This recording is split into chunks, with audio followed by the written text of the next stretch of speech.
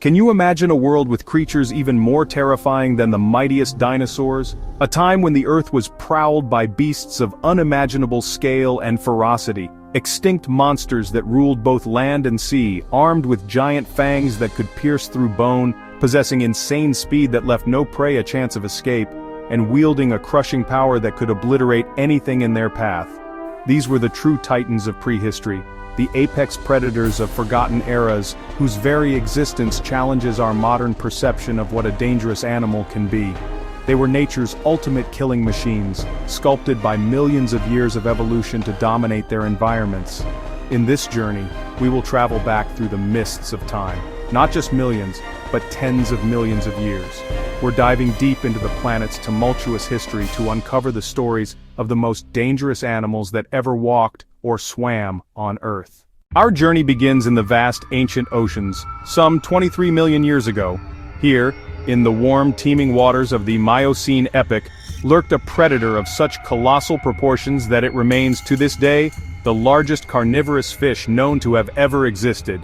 This was the kingdom of Otodus Megalodon. It was not merely a shark, it was the undisputed sovereign of the sea. Growing up to 60 feet in length, 3 times longer than the largest great white shark today, its sheer scale is almost impossible for us to comprehend. It was a living, breathing leviathan, a creature of pure predatory perfection.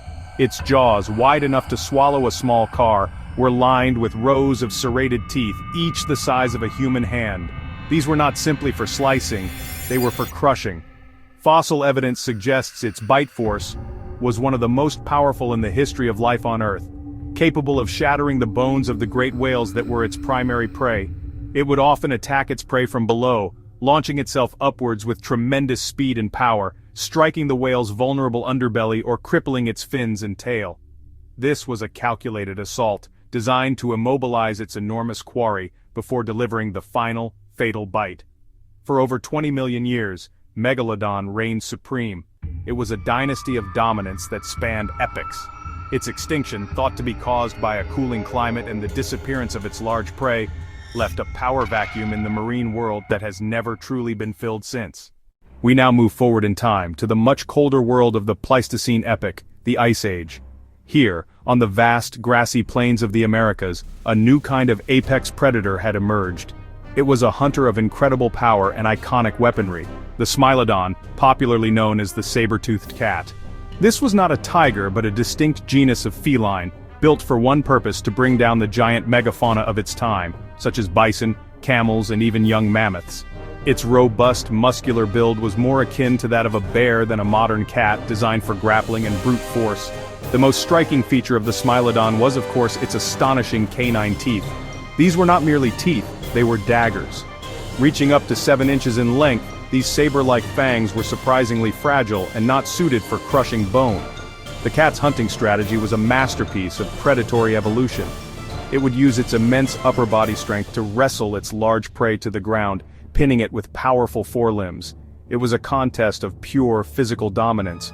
Once the prey was subdued, the Smilodon would deliver the fatal blow. It could open its jaw to an incredible angle, nearly 120 degrees, allowing it to plunge its sabers deep into the soft, vulnerable flesh of the throat. This would sever major blood vessels, causing a rapid and massive loss of blood. Fossil discoveries, such as those at the La Brea tar pits in California, have given us an unparalleled window into the life of this Ice Age predator. The sheer number of Smilodon skeletons found there suggests they may have hunted in social groups, much like modern lions. Let us now journey back further still, to the late Cretaceous period, around 80 million years ago. While dinosaurs ruled the land, a different kind of monster patrolled the waterways of North America. This was Deinosuchus, a name that fittingly means terror crocodile, and a terror it truly was. This was not just a crocodile, it was a crocodilian of monstrous proportions, growing to lengths of over 35 feet and weighing several tons. Here, it was the undisputed apex predator, a master of the ambush. It would lie in wait, almost completely submerged, with only its eyes and nostrils breaking the surface. Its armored hide would have made it look like a floating log to the unwary. But beneath the water, a massive, powerful body was coiled, ready to explode into action at a moment's notice. Patience was its greatest weapon, a predatory stillness that could last for hours, or even days. Its prey was anything that dared to venture too close to the water's edge. This included not just fish and turtles but the dinosaurs themselves. Fossil evidence, including dinosaur bones with the unmistakable bite marks of Deinosuchus, confirms that this giant reptile regularly hunted and ate these terrestrial giants. The power of Deinosuchus was staggering. Its jaws were not designed for cutting, but for crushing. It possessed a bite force that may have rivaled or even exceeded that of Tyrannosaurus rex. Once it clamped down on a victim, there was no escape. It would drag its prey into the water, using its immense weight and the infamous death roll to dismember and drown its victim. The water's edge was not a place of refreshment, it was a deadly threshold, the hunting ground of an ancient and implacable killer. Alright, so we now venture into the Eocene epoch around 45 million years ago, a time after the dinosaurs had vanished and mammals were beginning their rise to dominance. On the shores of what is now Mongolia, lived a creature so strange and formidable that it seems to defy classification. This was Andrewsarchus mongoliensis, known only from a single enormous skull. Despite its wolf-like appearance, it was not a wolf nor a bear but is thought to be an early hoofed relative of modern hippos and whales. A truly bizarre combination of features, honestly based on the size of its skull. Nearly 3 feet long, scientists estimate that Andrewsarchus was the largest terrestrial carnivorous mammal that has ever lived. It likely stood around 6 feet tall at the shoulder and could have been up to 12 feet long. This was a beast of immense size and bulk, a true mammalian titan. Its appearance must have been terrifying, a giant wolf-like head on a powerful bear-like body, a nightmarish predator built for power rather than speed. It was a walking engine of destruction. The immense jaws of Andrewsarchus housed large, powerful teeth, suggesting a varied and opportunistic diet. It was likely a scavenger as well as an active predator. It could have used its powerful bite to crack open the bones of carcasses to get at the rich marrow inside. Our story now takes to the air, to the skies above South America some 6 million years ago. Here, soaring on the wind currents, was a bird of such incredible size it almost defies belief. This was Argentavis magnificens, the magnificent Argentine bird. It was one of the largest flying birds ever to exist, with a wingspan stretching up to 23 feet, comparable to that of a small modern aircraft. It was a true giant of the sky. Its shadow passing overhead would have been an awesome and terrifying sight. To get a creature of this size airborne was an immense challenge. Argentavis likely weighed around 150 pounds, making unassisted takeoff from the ground almost impossible. Instead, it would have used slopes and headwinds to launch itself into the air, much like a modern hang glider. Once aloft, however, it was a master of flight. It would have been a magnificent soarer, capable of riding thermal updrafts to great heights with minimal effort. This was not a gentle giant. Argentavis was a formidable predator and scavenger.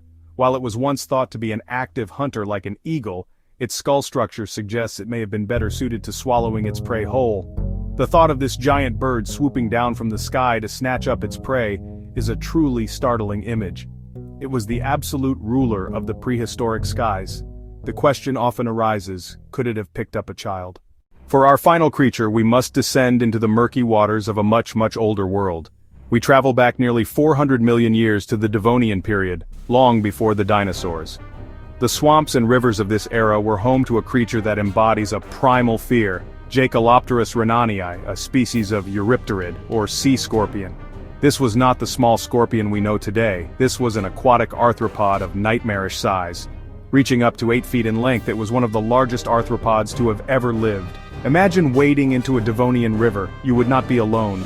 Lurking in the sediment or swimming with unnerving agility would be this giant sea scorpion.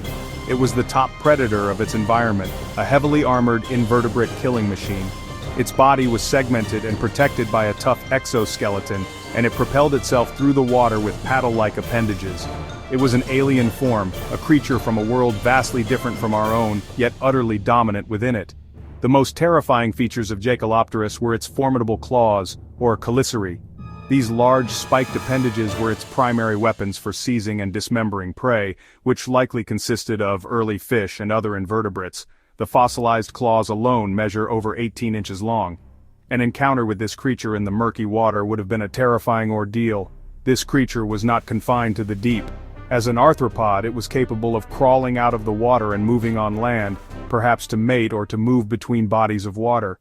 The tales of these incredible beasts seem almost too fantastic to be true, yet the evidence of their existence is locked away in stone, waiting to be discovered. These terrifying creatures are long gone, their roars, their hunts, and their very breath silenced by the passage of millions of years. But their fossils continue to captivate and amaze scientists today, offering us a precious glimpse into worlds that were far wilder and more perilous than our own. But just imagine for a moment a world where they had survived. If the Megalodon still patrolled our oceans, or if the Smilodon still stalked the plains, would humanity have even stood a chance? Our technology and intelligence are formidable, but faced with the raw, primal power of these prehistoric monsters, our survival would have been anything but certain. The legacy of these animals is a powerful reminder of the planet's ever-changing nature and the incredible power of evolution. Tell us in the comments below, which of these extinct monsters would you least want to encounter, or which one would you be most fascinated to see brought back to life?